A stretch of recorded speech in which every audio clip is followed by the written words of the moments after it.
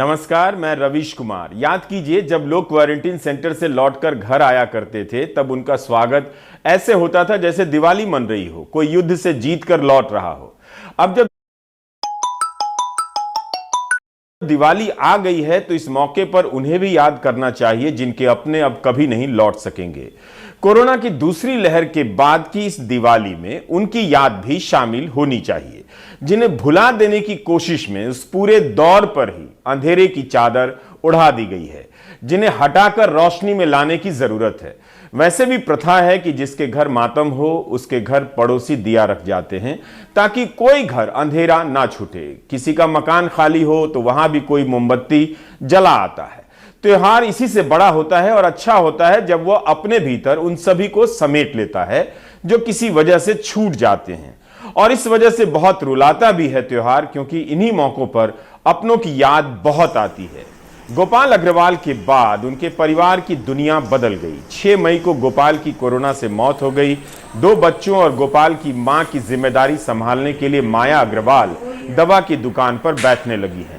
बच्चे भी मां के साथ दवा की इस दुकान को चलाने की कोशिश कर रहे हैं। 22 साल की श्रेया और बेटे श्रेयांश अग्रवाल के लिए जिंदगी पटरी पर भले लौट आई हो, लेकिन पिता की याद तो आती रहेगी। जब हम दिवाली की खुशियों में डूबे हों तो माया अग्रवाल और उनके जैसे लाखों परिवारों को भी याद कीजिए जो इस साल दिवाली नहीं मना रहे हैं। आयुष भी इस साल दिवाली नहीं मना रहे हैं। उनके पिता कैलाश तिवारी की कोरोना से मौत हो गई थी। परिवार की जिम्मेदारी आयुष पर आ गई है। ये आगरा के मुन्ना लाल का घर है। मुन्ना लाल गाइड का काम करते थे और रूसी भाषा बोलते थे। कोरोना से उनकी मौत हो गई। परिवार में 3 बच्चे हैं, 2 बेटे और 1 बेटी। पहली दिवाली है जब मुन्ना लाल नहीं है। परिवार के लोगों का कहना है कि जब मुखिया ही नहीं है तो दिवाली किस काम की। यह आगरा के बसई खुर्द का एक साइबर कैफे है। इसके मालिक देव कोरोना के कारण नहीं बच सके। देव के बहनोई भी नहीं बच सके। एक परिवार में 2-2 मौतें हो गई। अब देव की पत्नी साइबर कैफे चला रही है। यह परिवार भी इस साल दिवाली नहीं मना रहा है। अब दिवाली तो इस बार मनना नहीं है क्योंकि पिताजी को कोई ज़्यादा समय हुआ नहीं है। 2 मई को उनका देहांत हुआ था और पहली दिवाली है तो दिवाली का तो सवाल ही पैदा नहीं होता। पहले आया था कि केंद्र सरकार की तरफ से 4 लाख की राशि दी जाएगी, उसके लिए फॉर्म भरा था। फिर मध्य प्रदेश शासन की तरफ से था कि शायद 1 लाख रुपए दिए जाएंगे, तो उसका भी एक आवेदन किया था। फिर अभी रिसेंटली सुप्रीम कोर्ट का आदेश आया था कि 50,000 रुपये दिए जाएंगे। कलेक्ट्रेट में पूछने गया था मैं कि इसके लिए क्या प्रोसेस करना है, तो उन्होंने कहा था कि जो पहला फॉर्म भरा हुआ उसी के हिसाब से आपको राशि हस्तांतरित की जाएगी। पर अभी आज दिनांक तक तो अभी तक कुछ भी नहीं आया। 2 बच्चे हैं, मदर इन लॉ है और मैं।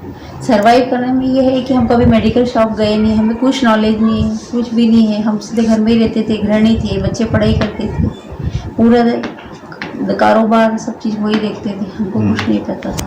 फिर कैसे जीवन को आगे कैसे बढ़ा रहे हैं आप? जो परिवार की जिम्मेदारी है, माँ की जिम्मेदारी है, कैसे आगे बढ़ रहे हैं, कैसे एडजस्ट कर रहे हैं? बस सर एडजस्ट कर रहे हैं। कभी घर का करते हैं तो शॉप पे जाते हैं, मैं जाती हूँ, बेटा जाता है। एडजस्टमेंट चल रहा है। बेटे की पढ़ाई भी है, उसको कॉलेज भी जाना पड़ता है।